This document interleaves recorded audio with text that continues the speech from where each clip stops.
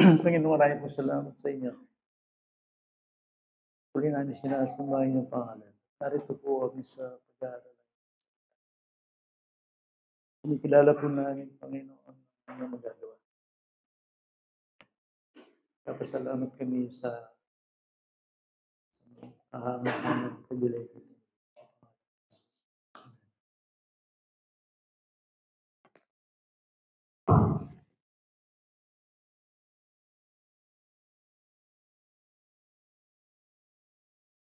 Dalawang bagay po ang tingin ng pamanin sa inyo. First, late ako. Dahil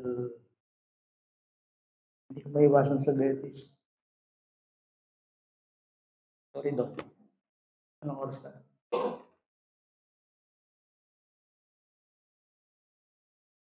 11:30. Pasensya na doon. Ang pangalawang pasensya, okay lang po sa inyo mag-overtime ako. This 10 to 15 minutes.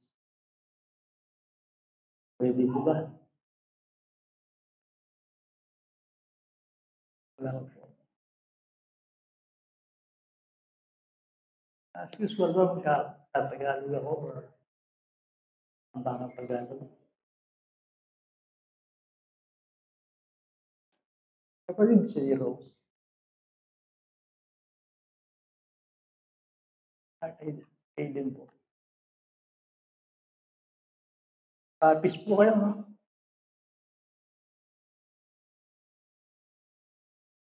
Hindi lang.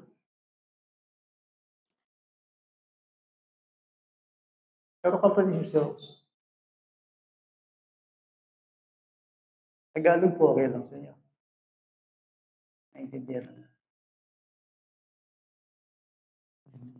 Hindi ko na nakita si Janelle. Okay. So, meron po tayong malala ko ngayon. Kaya, hindi ako makapag-shortcut sa message.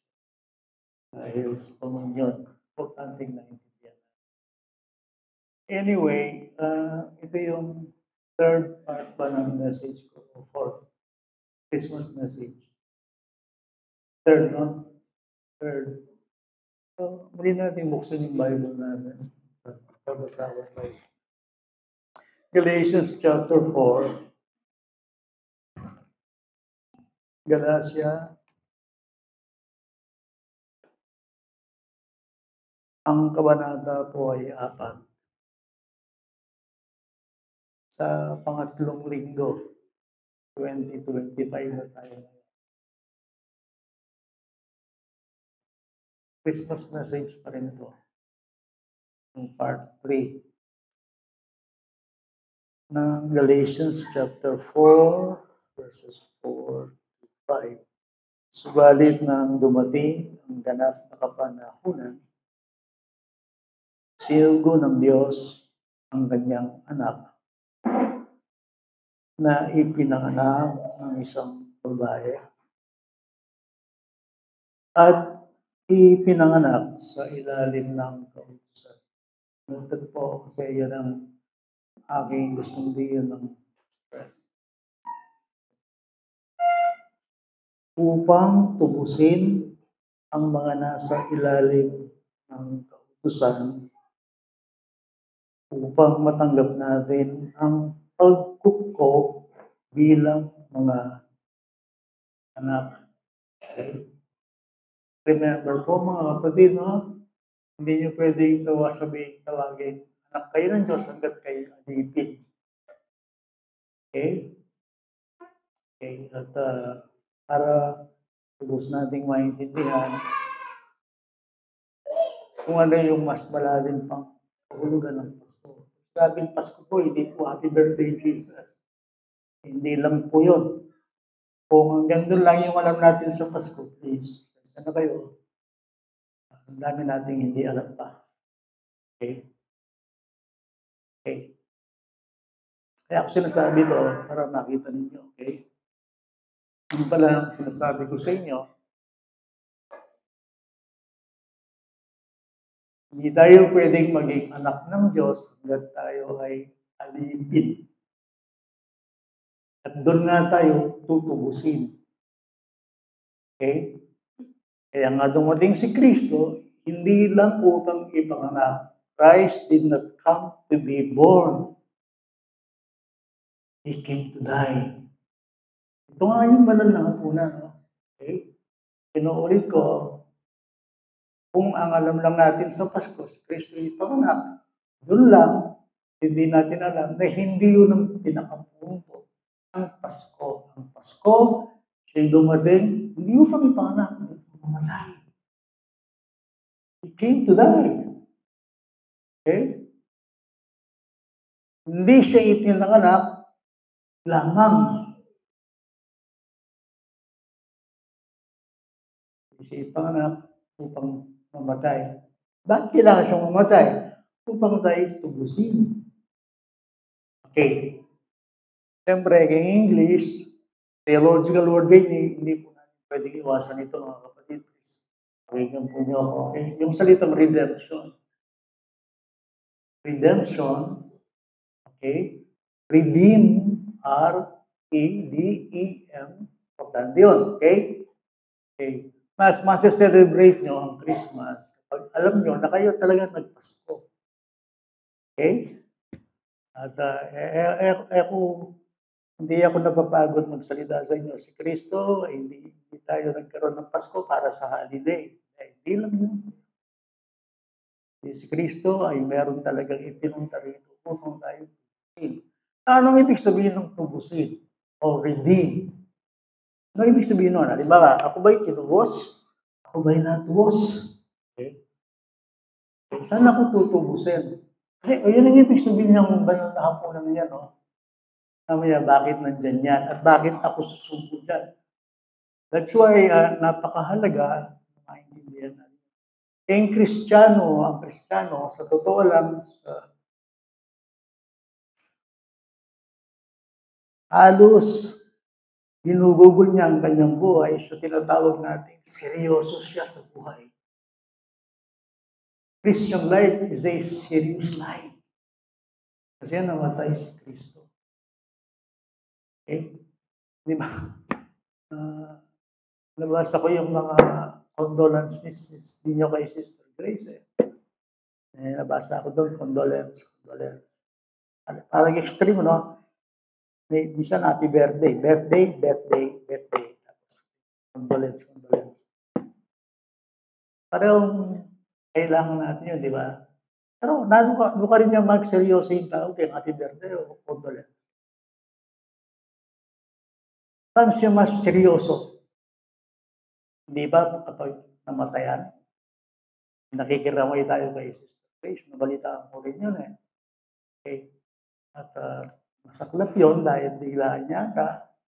Di ba parang ini-imagine mo sila yung seryosong moment na yun, namatay.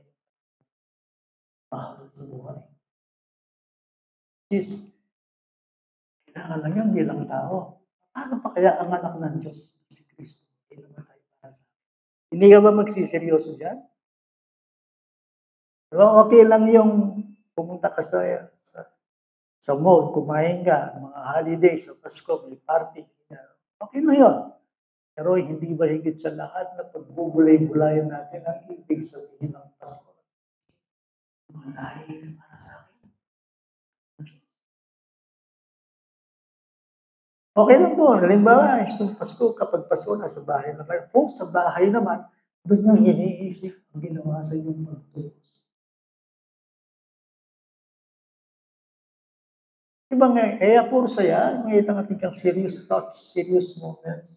Sa Paskong ito, 2025 na naman, harapin natin. Napakahalaga na tayo ay kasi pag sinabi natin Pasko, para sa akin, sa itong seryosong kaisipan, iisipin natin. Panginoon, upang tayo tubusin. Kasi nga, namatay siya. So, bali wala naman, matay lang ang tao eh. Ang issue yan eh, ang anak ng Diyos namatay eh. Ito yung pinaka-importanting kamatayan eh. Hindi naman yung kamatayan ko, kamatayan niyo, pero yung kamatayan ng anak ng Diyos, kasi ang kamatayan yan ay nagbibigay sa atin ng buhay. Napakahalaga na maintindihan natin, maliwanagan tayo yung purpose kung saan ang Panginoon. Now, meron akong third heading, sir. Brother, tapos na yung dalawa, pumunta lang tayo sa ikatlo sa ating third heading. Okay, tapos na yung dalawa. Okay, yung ating pangatlo, pag-aaral ko pag-aaral ko lang yan. Yung pangatlong heading, galing ito sa dalawang talata, the spiritual end or pwede natin yung spiritual purpose. The spiritual end for which God sent His Son. Binisa niya niya, ang ibig sabihin niya, ito.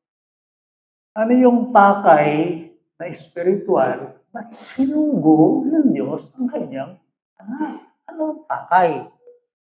And spiritual end. Ano yung pakay? Siyempre, ba't dumating si Kristo? Ba't may Pasko? Ba't siya ipinanganak? Inuulit ko, hindi siya ipinanganak para sa kanyang sarili. Hindi naman siya kailangan ipanganak Albalo ni Jesus Christ, naman kailangan maging tao. Hindi niya kailangan pumunta dito sa lupa kasi nandun sa kanyang ligaya. Siya'y kasama ng kanyang ama. Siya'y dumating sa mundong ito para sa akin at sa inyo. Yan ang ibig sabihin ng Pasko. Kung bakit siya ipinanganak. Okay, now, anong ibig sabihin ng tinubos? Okay. Siguro naman, familiar kayo sa salitang sangla. Di ba? Alam nyo, nung loko-loko pa ako, high school, naubos yung relong bili sa akin sa sangla. At ang nangyayari, kapag naisangla ko na, kasi nung panahon na yun, lasing ko ako Nung panahon na yun, kapag isinangla ko ang relo, hindi ko na matutubos. So, kapag ang relo, ang relo, sinangla nyo, wala kayong pera para ito tubusin, hindi na makakawala sa sanglaan yung pag-aari. Am I right? Ito, tama po ba ako? Hanggat yun ay hindi tutubusin. Pag-aari yun, kung halimbawa, maririmata yun, hindi mo matutubos yun sa tamang panahon. Ibig sabihin nun, hindi na makakawala doon. So, kapag nagkaroon ka ng pera at naisangla yun, doon mo muna mailalabas yun sa sanglaan para tubusin. Nakalak kasi yun doon sa pawn shop. Okay. So, pwede sila din, para high school, yung college school, naging sugid ako pa yun. Kilala yung tampong din, at i-rent ko. Kaya, ako pa siguro niya iba yun. Kaya, 80s yun Sinasabi ko lang, para maipaliwanag ko lang, sabi ko, alam ko, ang isang bagay kapag isang naribata. At yun nga, nangyari sa akin, marami akong relo na isang lahat, hindi ko natubos. Kapag may pera, pwede mong tubusin yun. Na, ang tao ganun. Ang tao nakalak. Ang tao hindi siya makakawala sa kanyang kalagayan. Hindi siya. Saan siya nakalak? But baka iniisip mo, magbabago ko, hindi mo pwedeng baguhin ang sarili mo. Paul, brothers, sisters, hindi nyo mababago ang sarili nyo. Hindi nyo pwedeng pakawalan ng inyong sarili sa inyong pagkakaalipin. Kung kaya mong baguhin ang sarili mo sa iyong sarili diskarte sa buhay, go ahead. Iwari, miyusuya kanita yan ang panahon na ito, yung itatako. Gusto ay gusto nyo. Gusto nyo, itatay kung pasok. Tatay kung pasok. Pero yung pagbabagong buhay, isang araw lang. Dalawang araw. Gusto mo makita kung gaano kakasama? Sige, magbago ka. Tignan natin. Kung kaya mong baguhin ang iyong sarili. So, sinasabi, bakit? Pag sinabing alipin, mayroong power.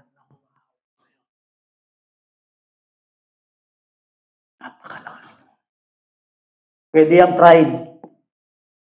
Alam ba, sabihin mo, isang tao, aalisin niya ang kanyang pride. Alipin ka yan eh. Kaya nga yung iba, alipin ng sigarilyo, alipin ng alak, alipin ng pagmura, alipin ng pagsisinungaling. Meron akong kilalang tao, kasama ko lang sa bahay eh. Alayang sasabihan, kain, binahala na salita na maglarang. Awang-awa ako sa taong ito. Every time na magsasalita siya, ang hirap paniwalaan. Hindi ko sa kinikitzay, galing ako doon, nabuhay din ako sa kasinungalingan eh. 10 sasabihin ko siguro eh. Baka yung isa lang, napakahirap paniwalaan. Kaya alam magtiwala kayo kaya. Patang balurang malaram ka eh. Hindi po ba? Now, pinipintas mo ba yung mga tao gano'n? Hindi. Tao kasi alipin eh. Iba-iba ang pagkaalipin natin. Mayroong addict sa cellphone. Diba, pag hawak mo yung cellphone ngayon, isa na anak ang oras eh. Bakit? Eh, inaaliw ka eh.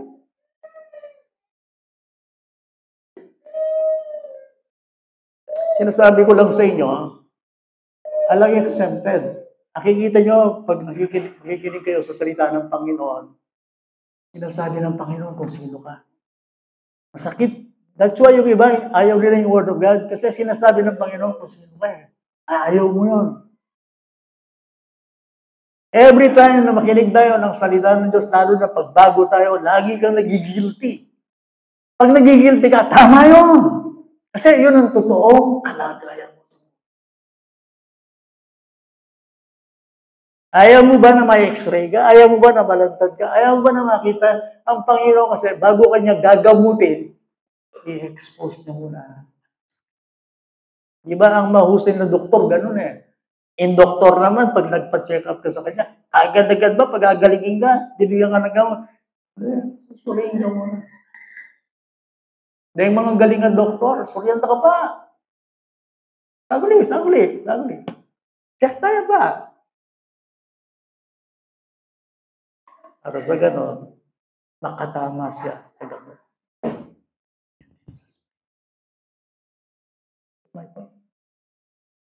Kaya katatakot, kung nakikinig ka, huwag kang matatakot kung tinatamaan ka. Alam ka naman, kung nakaupo ka dyan, pupurihin kita. Alam ka naman, nakaupo tayo dyan, sasabihin ng Diyos sa'yo, okay ka, bata? Okay ka sa akin. Galing mo. Tagalangit ka, okay ka. Alam ka naman gano'n. Ang tao, ganun gusto marinig eh. Ang Panginoon, naparito siya para tayo pagalingin. Intindihan niyo ako? Pag sinabi nating Pasko, ang iniisip ng Panginoon is to bless you. Kaya bago yun, kung ipakita ng Panginoon, sino tayo at anong ginawa niya sa atin. So ngayon, naintindihan niyo ngayon ang ibig sabihin ng tinubos. Ibig sabihin ng tinubos, to buy, purchase, or pay for something. Tayo ay pakawalan sa ating pagkakabilanggo sa pamamagitan ng isang presyo. Yung ating pagkakawala sa bilangguan, sa pagkaalipin, yung presyo nun, siya nagbayad. Okay, ngayon, para maintindihan natin. Siguro, ala naman doon tayo, hindi tayo. Si Kristo, din tamiyang nga ito, para at masana ako. Kasalanan. Totoo yun. Okay? Yun. Gusto ko pang maintindihan, kasi alam niya naman yung ibang tao eh. Kaya ako masyadong makasalanan eh. Hindi ba? Merong mga tao, di ba? I am a good person. Lagi akong naniniwala sa Diyos. I have tried to be good, to do good. Di ba? Maraming taong ganyan. Hindi naman masamang tao eh. Ako naman yung mabait. Kaya matulingin, straight ako. Hindi ako lumalabag sa mga batas ng tao. Ako naman okay naman ako. Mabait na bata ako. Nasunurin ako sa magulang. Ano yung nagsasabing ganyan? Okay, now. Ipapakita ko sa inyo ang sinasabi ng Bible kung gusto lagi nito. Ano ang ibig sabihin ng upang tubusin ang mga nasa ilalim ng kautusan. Okay? Para detalye kayo. Kapag sinabi ng Bible na tutubusin ka niya sa ilalim ng kautusan, pag sinabing nasa ilalim ng kautusan, nasa ilalim ka ng sumpa. Under the law or under law means under curse. Makasumpa ko, hindi mo siya alipin, slave. Ganun ba ako? Yes, yun ang ating kondisyon. Siguro, ang sinasabi ko sa'yo, para maintindihan mo, ang nagsasabi niyan tungkol sa atin, X-ray, sa buhay natin, ang Diyos na lumalang sa atin. Sinasabi ng Diyos, ang tunay na kondisyon ng tao. Bear with me. Romans chapter 3, is pakinggan niyo ito, minyad mo pasensya kayo po diyan, mag-overtime ko. Pasensyahan niyo ako, dahil pag-komunyon tayo. At dahil ito ay concern sa ating lahat, makinig kayo sa sasabihin ng Bible, kung ano pa ang mas malalim na kahulugan ng salitang tutubusin yung mga nasa ilalim ng salit. Romans chapter 3, meron naman yan, di ba?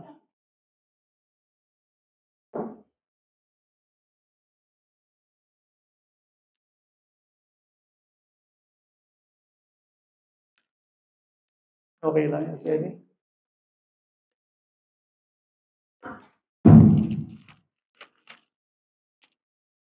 Okay. Andiyan na ba, Babes, Romans 3 na dyan?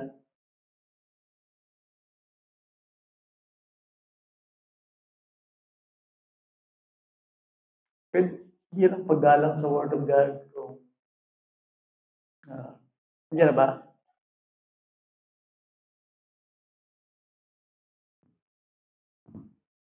Ay, bula na kaya tayo.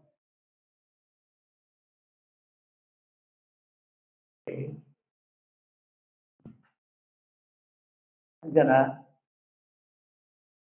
Wala pa. Sige po, buksan natin yung Bible natin, please. Ipag-aaral kayo sa atin. Pwede po ba? Hindi sa tao. Bilang respeto sa salita ng Diyos.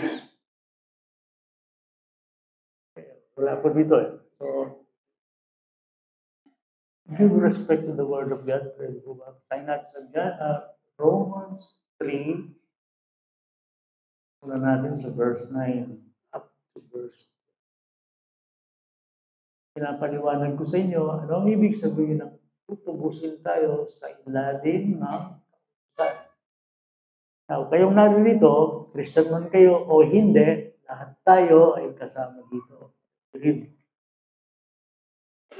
Verse 9, chapter 3, Romans. Ano ngayon? Tayo bang mga Hudyo ay nakakalamang? Hindi. Kahit na sa anong paraan, pagkat amin ang napatunayan, ang lahat ng tao, maging mga Hudyo at mga Grego, ay nasa ilalim ng kapangyarihan ng kasalanan. Maliwanag po ba yun? Now, pag sinabi natin Hudyo, yan ay mga taong sinasabi natin bayan ng Diyos. Okay. Anong sabi dyan? Amin na patunayan, lahat ng tao po ba kayo? Okay, ako, kayo, lahat ng tao, walang Bisaya dito, sir. Walang Kapampangan, walang Tagalog, walang puti, walang brown, walang itim. Lahat ng tao, babae, lalaki, anuman ang ranggo, sino man tayo, bata, matanda, lahat ay nasa ilalim ng kapangyarihan ng what? Kasalanan. Nasa ilalim ng kapangyarihan ng kautusan. Hindi sabihin niya. Bakit tayo? Sagli. Namari mo rin sabihin ng kasalanan. Kasalanan mo rin sabihin paglabag sa kautusan. Kung walang kautusan, walang kasalanan. Am I right? Ay, hindi nyo ko. Nung alang kautusan, alang kasalanan. Ngayon, imagine nyo naman ini. O nung alang kautusan, panalo ka. Di gunutan lang. Walang tama, walang liko. Kahit anong gawin natin, chaos, i-imagine nyo ini, Kembaleo, sa bahay nyo, walang no. Walang kautusan sa bahay. Walang tatay, walang nanay, hindi sumusunod yung anak. Hindi nagsisermon yung tatay. Walang disiplina sa bahay. I-apply nyo yun na alang kautusan. Ay, imagine ko mo. Gusto nga lang kautusan, alang kaayusan. Ano nga lang kautusan? Imagine ang gayong iglesia, hindi alam kautusan. Sige, dumating tayo sa oras na gusto natin. Walang rule, walang batas. Dumating tayo. Gawin natin, walang bawal, walang ganito. Imagine niya. Lahat gustong magpastor. Lahat gustong mangaral. Wala tayong kikilalanin, mga senior, mga workers. Sa kayo mag-member, ayaw nyo, alatang batas, alatang kautusan. Imagine nyo. At least, walang pananagutan. Okay? Alang kautusan eh. Okay. Kaya pa-accountable. Yan, tingnan nyo, lipunan.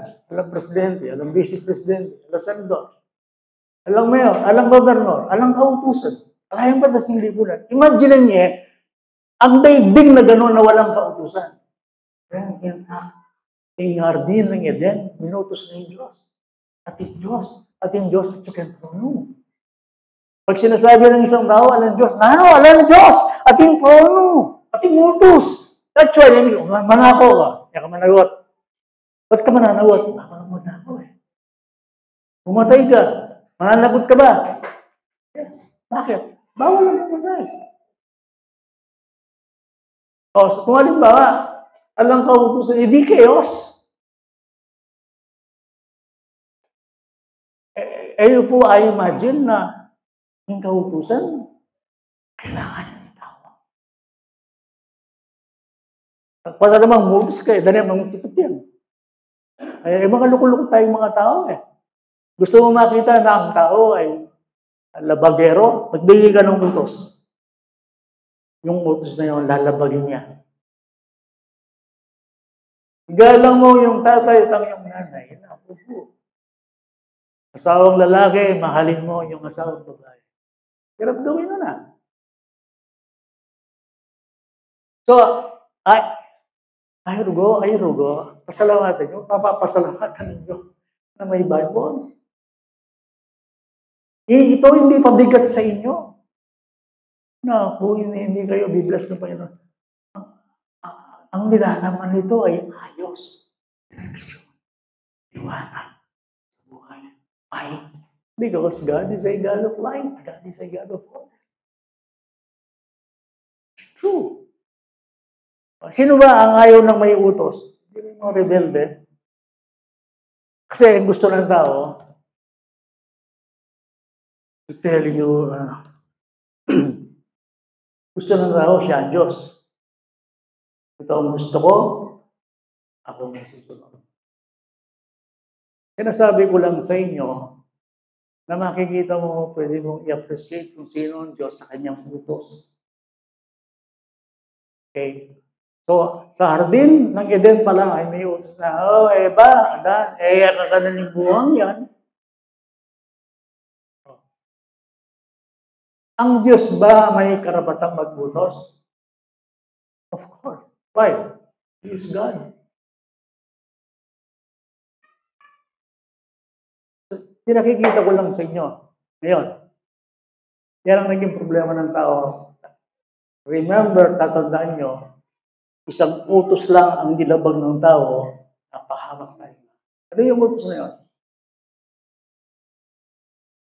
Nakaning man sana sa'yo.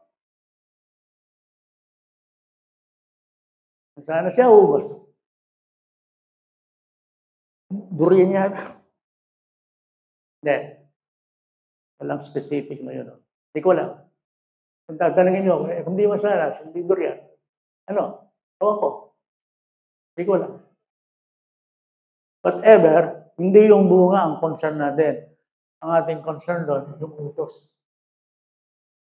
Kaya ako, sumag-preach ko rin ito, lagi ko sabihan, hindi namatay si Adan at Eva dahil kinain yung bunga. Hindi lang yun. Sila'y namatay dahil nilabag nila yung utos.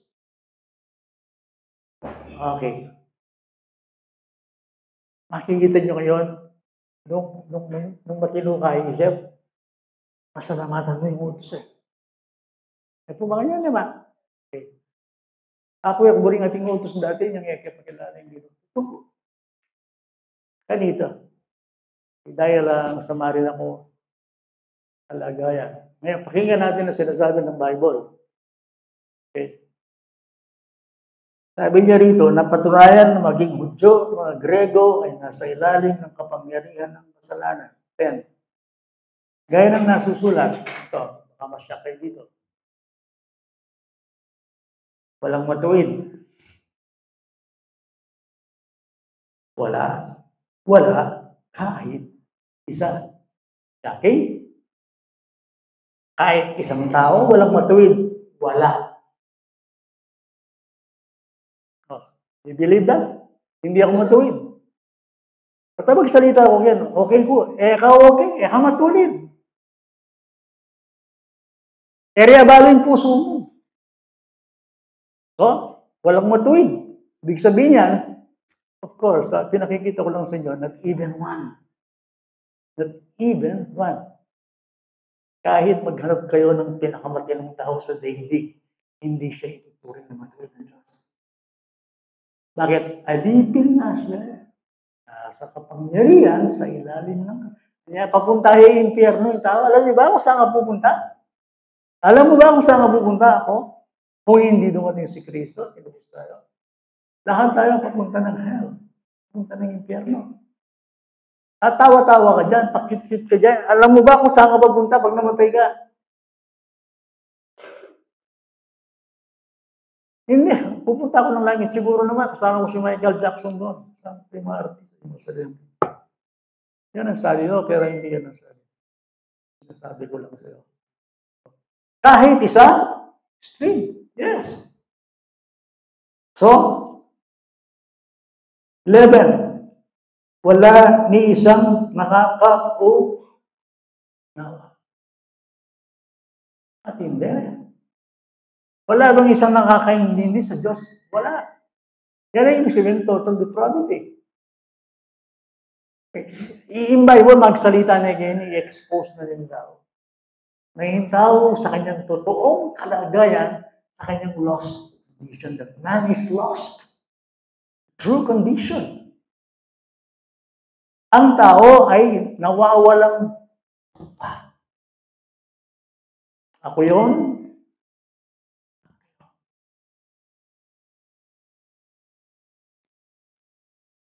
Lahat. Wala ni isang humahanap sa Diyos. Totoo ba yun? Di nung kekata mo maintan kay Diyos. Walang totoo naghahanap sa Diyos. Bakit? Walang tao ay malayo sa Diyos. Ang hilig ng tao, hindi lumapit sa Diyos. Ang hilig ng tao, ako yun, lumayo. Diyos. Kung pwede mo, pastor, alakotan yung gamay, kaya sindala na yun. Domingo naman, problema ko na yan naman yan. Wala nang prayer meeting, wala nang Bible, wala nang Sunday. Pwede mo, lakotan mo rin. Tanggalan tayo Diyos. Kaya bali, dapat mag-pray tama, masal ang Bible. Bigat ba yun? Ayun na ito siya. Yung tao kasi, yung distance sa Diyos. Non-distance from God by sin. Alam niyo ba kung bakit wala nag-aanap sa Diyos? Ako mapapagalis sa niyang ikaya-ini. Inburihin yung tao kay Diyos in blessing. Ay, Diyos sa ini. Hindi ka lang ng Diyos. Hindi totoo yun. Okay? Ang tao gusto niya tulungan siya ng Diyos sa kanyang pangangailangan, sa kanyang pagpapala, sa lahat ng ito. Pero mismo yung Diyos, ayaw niya yun. Yan ang nature ko. Yan ang gusto niya yan, wala niyan, then ginagawa natin sa sinungaling. So, pero ang lumikha sa akin, hindi ko siya hinahanap, hindi ko malapit sa kanya. Lahat tayo prodigal. Yan ang sinasabi ng Bible. Tapos sabi niya rito, lahat ay lumihis. Saan lumihis? Sa tamang daan. Lahat tayo ay wala sa tamang daan. Lumilihis tayo.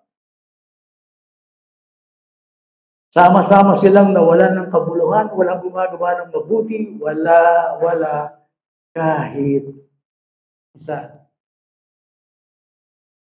Yung harapan ng Diyos, useless tangan.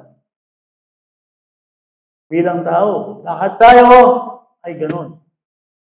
Ang saklap, ang hirap tanggapin, and yet hindi magsisinungaling sa atin ang Bible. At lalo nating maintindihan yan kapag tumatagal na tayo nakikinig at tayo pinakikitunguhan ng Panginoon. Sakit tangan. That's why, mali po, kayo mag-judge tao. Pati yan makanyain po kayo mag-judge tao, muli ko po sa kasi kayo ba natin ko sakit? Narapatakit ng Ginoo. Ating kong kilalang Pasko. Nasiraya ka rin babae. Nakalungkot kasi parang ginagamit siya ng Panginoon dati.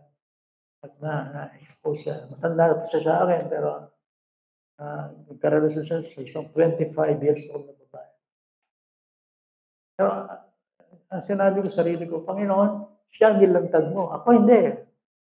Nakalalantad ng Ginoo So, linantad na ka ng Ginoo, yung puso mo, marinig siya naman Kasi lahat tayo. Hindi ka magaling, hindi ka nag-pray, hindi ka nagbabasa, hindi ka ganyan. Hindi ka man Kasi ka ba na, di ba ka naka-expose. That's why, ingat kayo pa na mag-criticize ko ang tao. Kasi kayo naman. Na kayo expose. Ako-expose ng Ginoo, para walang isipan ko. Iba namang lalaki yung may nakarang babae. Okay, yung kilala ko pastor. Lord, siya in-expose mo. Public global yan Popular yan. Pastor ko naman, may lantad, ako wali ko Para yung waling kang isip ko. Ikaw ay mo rin sabihan. Tama. Ano ba rin, politiko nga rin. Ito, masamang politiko. Maaaring tama yun. Pero hindi ka rin na-expose Sabi nga ng Vice Presidente, ako lang tinitingnan ninyo mga congressman na yan nagnanakaw lahat yan. Yan ang sabi. Sa isang punto may tama siya doon.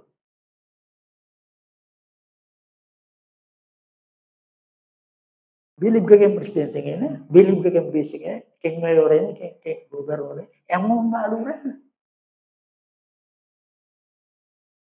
Believe ka kayong pastor rin lahat tayo. Ni isa. You see?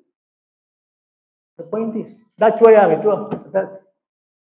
nangailangan ka ng Savior. Lahat tayo nangailangan ng Savior.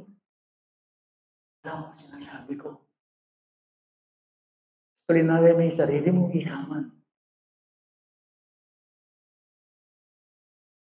Kaya di nga, di ba? Ang mo, kasalamat kaya mali na rin nga, di ba? It's okay. Mali rin Pero po tanggalin mo yung sarili mo, ikaman Dahil yung Holy Spirit kayo, ikaw din So, sasabihan kaya kayo yung Bible. Wala isa.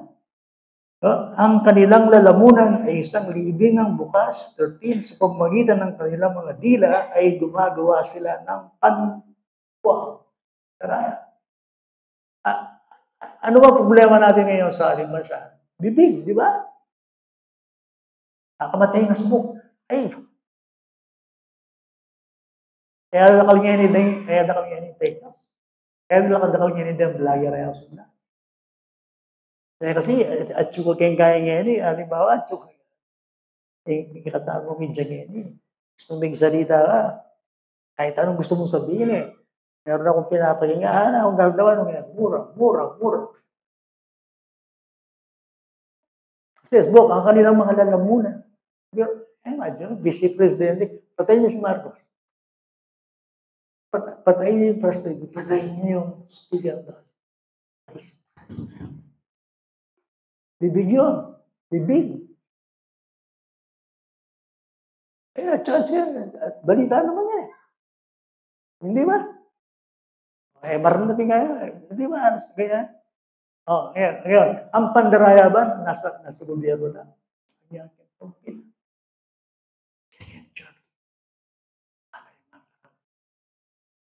Supposed to be dapat ng dito.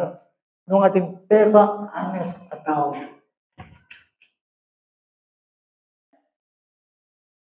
Ano yan dito? Waling makasalanan tamo din.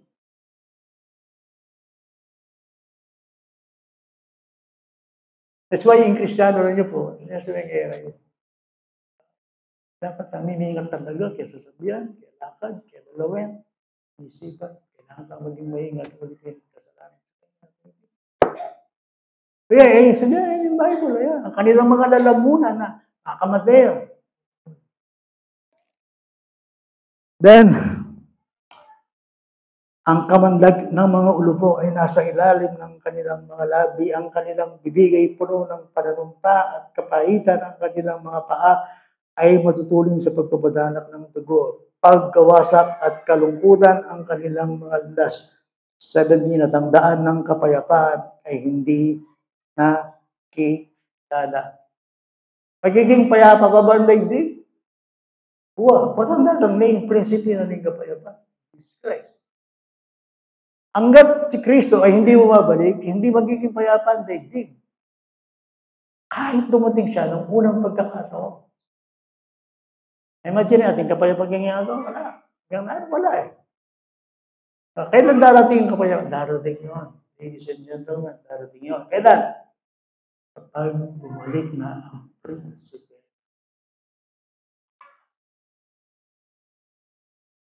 So, ang mga payapa ngayon, yung may relasyon sa Diyos. Ngayon, nag-aalis. Sinasabi ko lang sa inyo, kung anong kondisyon ng buong daigdig. At dito, makikita ninyo, hindi na pinag-uusapan dito anong kulay mo. Hindi pinag-uusapan dito anong lengguwahe mo, anong balat mo, anong bansa mo. Lahat tayo dito, sinasabi ng Bible, tayo rito ay hindi tama sa harapan ng Diyos. 18, walang takot sa Diyos ang kanilang mga mata. Okay? Noong 19, kanina mo tayo. Ngayon, ay nalalaman natin na anumang sinasabi ng kautusan. Iyon ay sinasabi na nasa mga ilalim ng kautusan upang matahimik ang bawat bibig at ang buong sanlibutan ay mapasa ilalim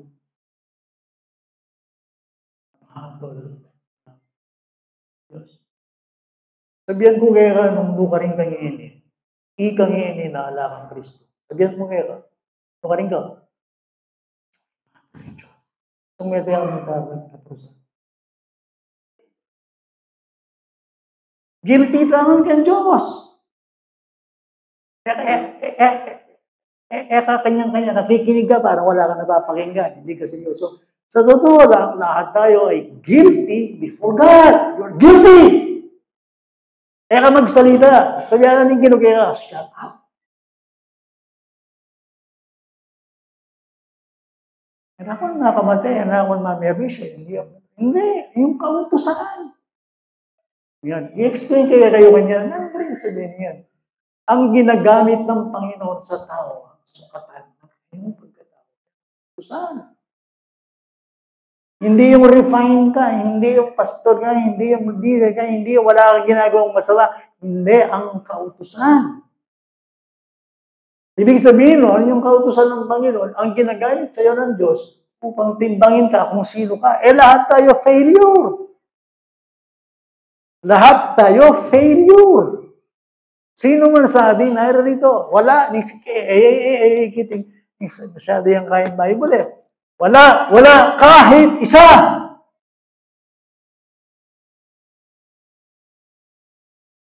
Ako, kayo, lahat tayo, solo niya po, kaluguran na ako ng Diyos. Saguli. Guilty ka,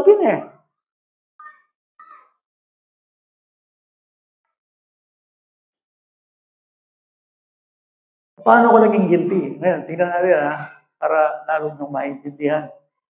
Okay? Harapin mo ito kasi ito yung condition.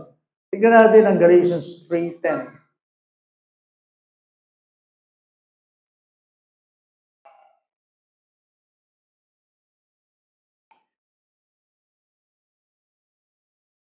Will you do me a favor? Ano ba ko sa?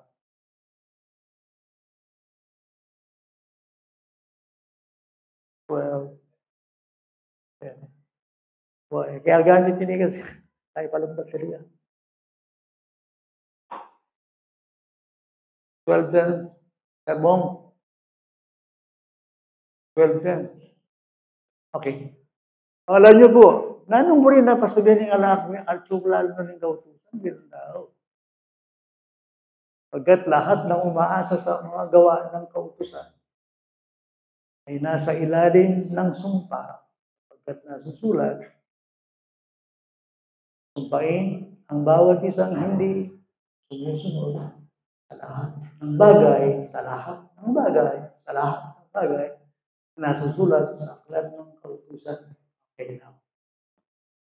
Ano mo rin sabihin? Ano ibig sabihin ng under law, under curse? Ano ibig sabihin nasa ilalim ng kautusan? Ano ibig sabihin yan? Uri na sabihin niya, kaluguran mo pong makiramdam, mahal mo nakikita. Ang ibig sabihin yan, hindi mo nagagawa lahat or perfectly. Ang hinihingi ng Diyos sa iyo ay hindi sundin mo lamang yung mga ilang kautusan. Hindi ang hinihingi ng Diyos sa iyo ay sundin mo lahat! Lahat ng kautusan. Hindi mo sabihin, perfection. Yes! Buri na yung miligtasin tao. Yung tao ba, miligtas sa kanyang kautusan? Yes! Shocking? Pwede bang maligtas ang tao sa kautusan? Yes! Kung magagawa mo lahat. Perfect. Ang dinidiman ng Diyos, pati isipan mo, pati ako ligtas, sana na ako marong katao, my friend, yung issue ka rin yung kautusan. Ngayon, yung rin sabihin ng kautusan is, ginagawa mo buong buo, lahat ng nakasulat. Yan ang tanong dyan. Sino makakagawang tao sa lahat ng inutos ng Diyos? Sabi, kaya nga wala, iisa eh. Ako, kayo, James 2:10, mas maliwanag pa.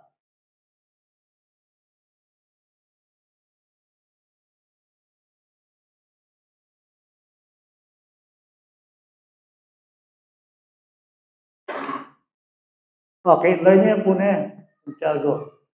Sabagat sino ang tumutupad?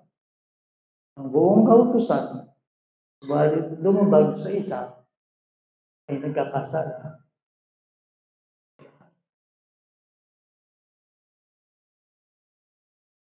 Mamorma ka kin. Mga tuwiran ka kin. Sige, sayo mo ka. Kung 10 ang utos, sinusunod mo yung siya, nilabag mo yung isa, parang nilabag mo lahat. Kaya nga nasa ilalim ng sumpa dahil hindi mo ginagawang lahat. Mamorma ka kin. Mga tuwiran ka kin. Kung hindi, ako kanyan. Sino maliligtas? That's it. Imposible sa tao. Hindi sa Diyos. Kasi ginuli sa kay Pablo eh. Hindi lang magligtas ka na ako kayong kalagayan mo niya. Di ba sa Roma? Sino magdiligtas sa akin? Buri mo sabihin, kaya narapan ng Diyos sa Diyos, Lord, siguro naman ako, exam mo, maganda ka na ako, kaya ako ma-ameris ko. Gawan mo yung pamalaran ng Diyos. Pwede yung matindi. Ito yung matindi. Pwede yung tao. may kalagayan na. Yung tao, ginagawa yung kautusan. Itong ating kalibagan may atungkin, nilalapag yung sumpa. Under curse, under the law. E di nandyan ang tao sa kanyang kalagayan bilang under the law. Piling matindi. Hindi ibababa ng Diyos ang kanyang standard para sa iyo. Sige, ano din Diyos? Kung tako kay level mo, ay intindihan ka kasi tao ka ako. Hindi gagawin ng Diyos yun. Kapag ginawa ng Diyos na ibababa niya ang kanyang standard dahil mahina ka, malalagay sa angalan din ang kanyang trono. Kalyan niya Satanas. O, ayan yung lialangan mong tao, ayan naman pala, giyo, papasaluran na kaya naman nag-giyo, Karing kulang na yung wisdom. Kusahan na yan. Nakita mo, ako pa rin ang nagumpay. Ano Satanas? Ang utos mo, walang makagawa. Ay, sinong tao? So, nililinaw ko sa inyo. Hindi yung mabait ka, hindi yung good person ka. Hindi yan ang issue. Ang issue, perfect ka ba? Alam mo sinasabi ko, perfect ka ba? Perfect ka? Of course not. Ngayon, kung di ka perfect, saan ka pupunta? Hindi ang bagsak mo, sa impyerno. Ang mga kinakasama lang ng Diyos sa kanyang kaharian ay ang mga tao saktan. Pinag-aaralan natin yung pag-aaral. Wala siyang ituturing na ganap kung ang kautusan ng pag-uusapan. Buriya sa ganito, walang mabuting gawa, walang kabaitan ng tao, wala sa kanyang kalagayan.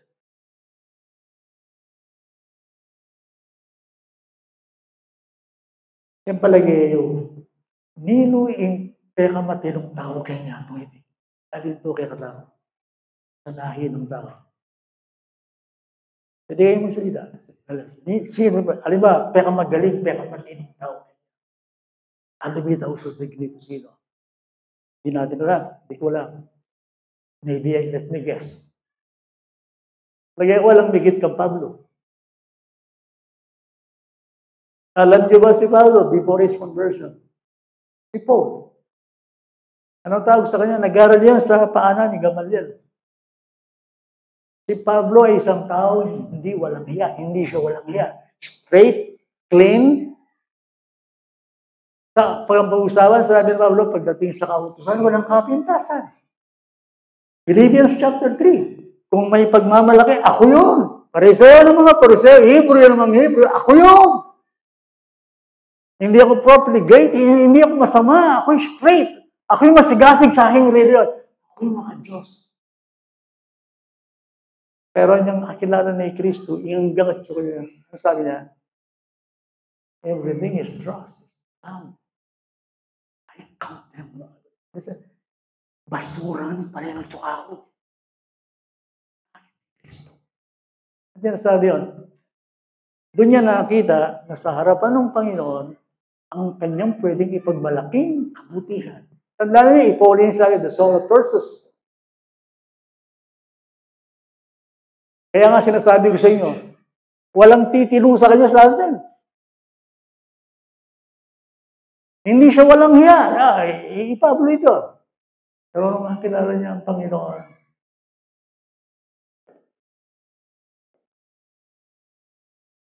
tinuring niyang basura. Naalala ko, wala sa sermon ito. Naalala ko si Isaiah, di ba? Isang bayaning propeta sa Old Testament. Nakita niya ang Panginoon nakaluklok sa luklukan, sa trono. Di ba? Alam niyo, pag pala nakita mo ang Panginoon, ayon sa Isaiah 6, ang dami palang sumisigaw doon sa trono ng Diyos. Sinisigaw nila, holy, holy. Holy, holy, holy. Holy, holy, holy. Holy, holy, holy. Kaya mga seraphim yan, mga anghel. Yan ay mga makapangyarihan kesa sa atin, yung mga anghel yun. Pero, nakita ninyo kung sino ang Diyos na ito na ating kinikilala. Banal, banal, banal. Banal, banal, banal, banal. Ano nakita niya Isaiah sa kanyang sarili? Well, sabi niya, higit na yung ngayong labi, marinig siya. Kaya na sinabi na. Kaya nabalo ito, kanyang akit na yung Ginoo, nakita niya yung kanyang bibig, marumi. Bakit niya nakita? Nakita niya yung malinis eh. Gusto mo makita ang karumihan mo? Tumabi ka doon sa malinis. Nakita mo ang ugali mo, ang kalikuan mo, kung di ka makikita mo. Ay, imagine, lumapit ko kang Kristo. Pagsasambulat ako eh. Sa kanyang kalagayan. Is holy. Akit na yung malago, sipin mo kayang talagang malago. Hindi ko yung lago.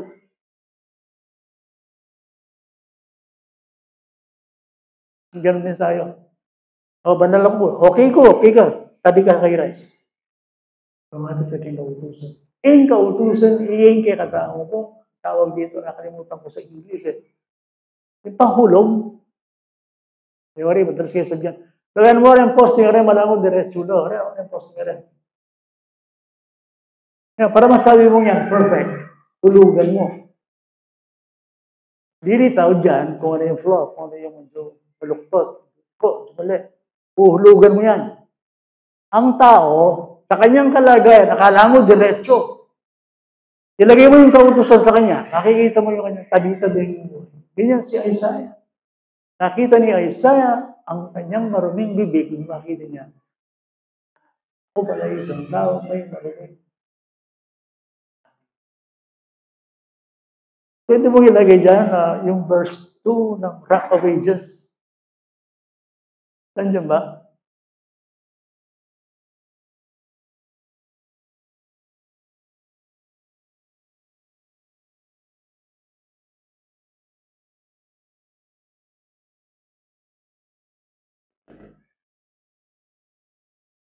Yung verse 1.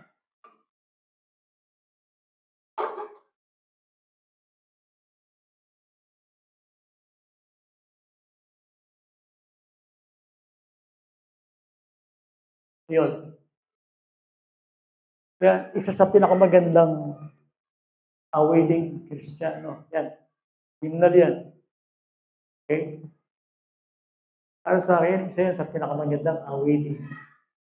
Kasi nagsasabi siya ng totoo. Ibig sabihin, doctrinal, biblical, personal. Kaya po, not the labors of my hands. Hindi ako can fulfill thy lost demands. Kaya? Kaya ganun, ginagawa niyang batas, mutos, kaya sarili kong gamat. Will my zeal no respite? Alam sigasig. Pwede kong sandalan. Alam sigasig. Will my tears forever flow? Kaya kumiyak ko pang kumiyak. Oh, forsaking not home. Thou must save and thou alone. Higit siya po. So, lalo nga pipil yung Henry kayo chicken. Kailangan may Savior. Magawa kay sarili mo, yung adwanin Diyos. Otherwise, po doon, dating yun doon, po doon mga matayatan, yung adwanin judgment, anak kaya kaning gino. Ako po'y makanya. Pero kilala. Ali po, may pastor ko po, katak sindalan. Po, era kilala. Dakal ko po siya mga tao, ako po yung lolo, ako yung nagawa, dakal ko po dinagyan lagib, dakal ko ba kanyan. Ako po talaga yung maglinis ka ng kapila. Pero kilala.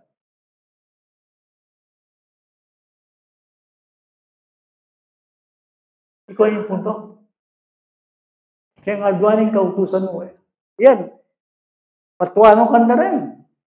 Dalan-dalan ng manuwa. Pero at chukening law, ayan o. Not the labors of my hands will fulfill my lost demand. Nung naintindihan niyo yung theology, nung naintindihan niyo yung kaligtasan niyo, ining kanta, ining atong yakaring yabe, karing kakantayo. Thou must save and thou alone. Thou, Jesus Christ. Ikaw lamang ang pwedeng magligtas.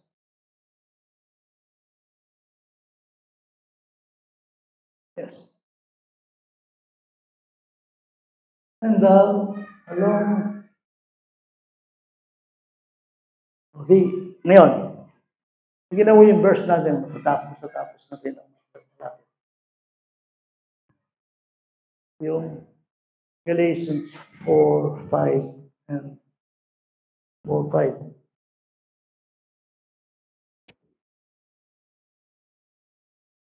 Okay.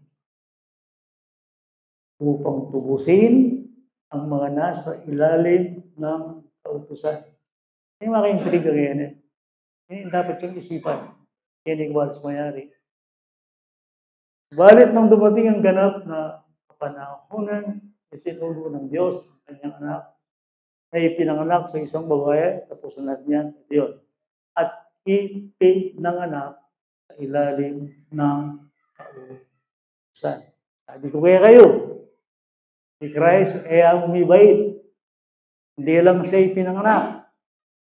Kundi si Kristo ay isang tao na nasa ilalim ng kautusan. Pigbulay-bulayin niyo po yan. Ano ibig sabihin niya? Okay? Buri mo siya masal, Kristo mo na king lalam na ng kautusan. Yes, kailangan. Pulinungan at amiligtas. Kung hindi siya nasa ilalim ng kautusan, amiligtas. But, saan tayo tutubusin? Tutubusin nga tayo sa ilalim ng kautusan.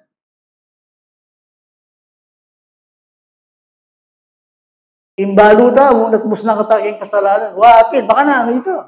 Anong ibig sabihin na tinubos ka sa iyong kasalanan? Tinubos ka, technically speaking, strictly speaking, tinubos ka sa ilalim ng kautusan. Ngayon, bago kanya matubos, kailangan siya rin ay magpapailalim sa ilalim ng kautusan. And to tell you frankly, kasi sabihan ko kayo, kaya na kayo pwedeng maging anak ng Diyos hanggat aligin kayo. Kasi yung sinasabi niya rin, upang matanggap natin ang kapupok bilang mga anak. Hindi tayo pwedeng maging anak ng Diyos hanggat ikaw ay slave. So saan tayo galing? Galing tayo sa pagkaalipin. Ngayon, anong ibig sabihin na si Kristo ay nasa ilalim ng kautusan? Sige, magagaya kayo. Ibig sabihin niyan, una, si Kristo ay naging tao katulad natin na kailangan niyan, kaya magpapailalim din sa kautusan. Ibig sabihin niya, na sinasabi niya, nung siya nasa ilalim ng kautusan, tao niya yan. Okay? Yes. At tulad natin, si Kristo rin ay dapat sumunod sa Diyos. But unlike anyone else, hindi natin siya katulad sa isang punto. Kasi sinunod niya ang kautusan. He obeyed God in everything. That Jesus Christ was the only person ever to keep the law of God perfectly. The only person. Ngayon, at meron bang isang nabuhay na tao sa daigdig na ito? At buong kautusan ng Diyos, yes, isa lang. Sino yun? Jesus Christ. Sabi, paliwanag kayo rin dito mo yun eh. Kasi sa ako ka na ako. Hindi na ako. Jesus Christ. Bilang anak ni Diyos, si Kristo, ay pwedeng magpalalang kayong kautusan. In Diyos, kaya pwedeng magpalalang kayong kautusan. He is above the law. In Diyos, kaya pwedeng lumalang kayong kautusan. Halimbawa, sabi rin Diyos, huwag kang papatay. Pero siya pwedeng pumatay. Yes. Why? He's God. Hindi siya nagkakamali. He always does what is right. Kaya ibabawal na kataan ninyo. Kaya kamakamatay, labag kang utos pero nung yung pisasabihan ng Diyos, in Diyos, nakalalang kay kautusan. He is above the law. He gave the law. Siya nagbigay ng kautusan. In Diyos, alayang pananagutan kainuman. Kataas-taas ang trono. Managot. Subukan mo ika, labag ka kayong kautusan, kaya ka managot.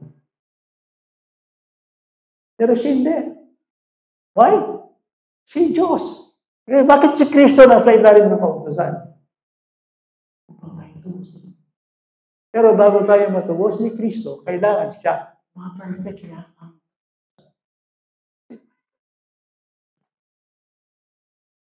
Yung pagsunod ni Kristo sa kautusan perfectly, hindi sa kanya yun, sa'yo yun. Para sa ganun, ikaw ay merong katuwiran sa harapan ng Diyos. Ang gustong makita ng Diyos sa'yo, halimbawa kamangitan, yung buri ng akit ng Diyos kamangitan, perfection. Aliwait ang edad dati. Aliwait ang mayap ka, kasi mayap. Hindi rin ako.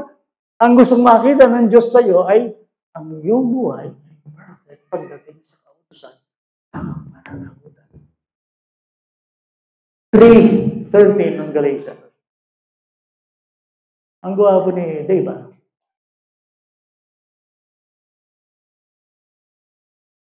incentive yan.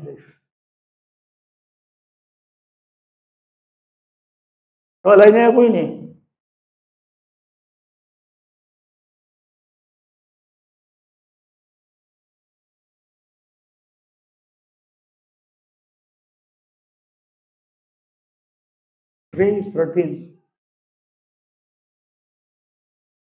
Nakikita niyo dyan, Evelyn. Makigising nga si Evelyn. Hindi, natanong ko lang, nakikita mo dyan? Sister Angie, nakikita mo dyan? Hindi, kaya ko ginagano, is para makita ninyo. Okay, now,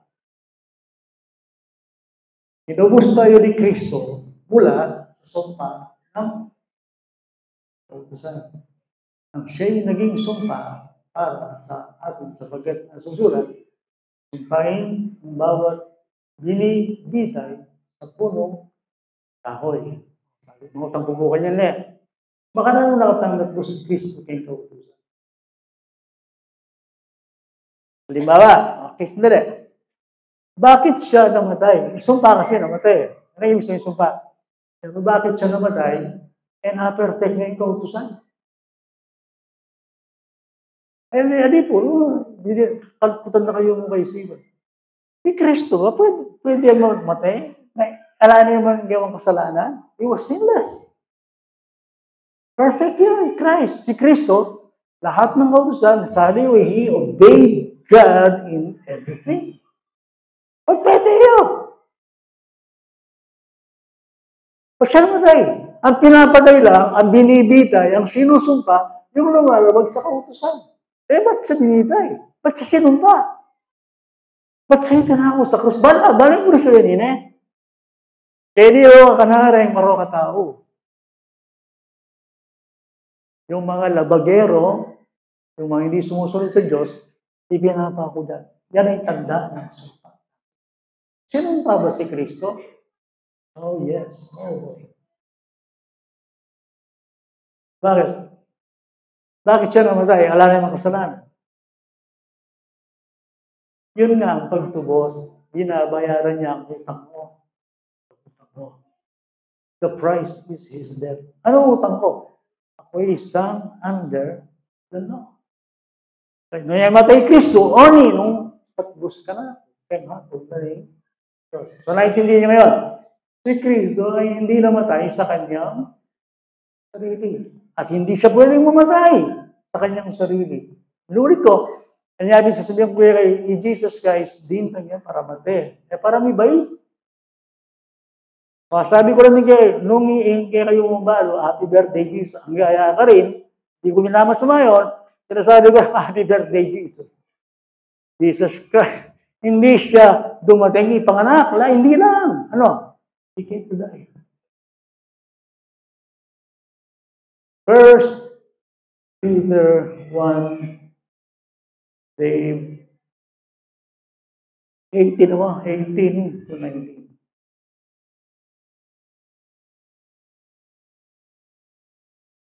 Okay, yan o. Nalalaman niyo kayo'y tinubos mula sa inyong walang kabuluhang paraan ng pamumuhay na minana ninyo sa inyong mga ninuno. Hindi ng mga bagay na nasisira tulad ng pila, punto. Sakit siya karoy, di pero tutuyo. Ano ba ang buhay natin dati? Ay kamaldugan. Walang kabuluhan ang ating lumang buhay. Yun, sabi niya rito, hindi tayo tinubos ng mga bagay na nasisira. Pila ko dito, 19. Hindi ng mahalagang dugo ni Kristo, gaya ng sa korderong walang kapintasan. Ano yung walang kapintasan? Ang kanyang perfect sacrifice.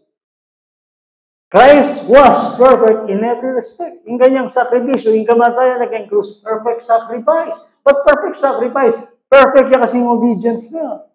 Ba't niya ginawa yan? Yun ay para sa atin. Ang hingin Diyos sa tao is perfection. Hindi natin magawa, binigay niya ang kanyang anak. At yun ang nangyari, perfection. Kaya nga, kordero eh. Korderong walang kapintasan at walang Hallelujah. Itong isusubo ko, itong iinumin ko, yan ay perfect sacrifice. Kung tayo isipan yung kaluguran kong kapatid, in cruz, misa niya milyari. Ano, kambiyan ng Christ, in cruz, aldodo yung milyari. Ano yung pagsunod? Dito lang yung ultimate, yung cross. Ito yung hangganan. Yes, namatay siya. Pero si Christ, araw-araw niyang pinapasan ng kanyang krus. Yung sumusunod. Ito ginawa niya sa akin. Yung pagsunod ni Christ perfectly, sa atin yun, para sa gano'n, sa ating harapan ng Diyos, maging perfect din ang pakikitungo niya. So, ang tinitingnan ng Diyos lagi ay yung law, yung kautusan ginawa ng Panginoon niya. Ngayon, bago ko magtapos, importante ito. Sabi ng isang nagtatanong. So, yung mong sabihin kanya, ang ibig mo sabihin niya na ang kautusan hindi na natin kailangan. Ang kautusan mo, nagliligtas. Ang kautusan, hindi siya nagliligtas. Ang kautusan, ibinigay sa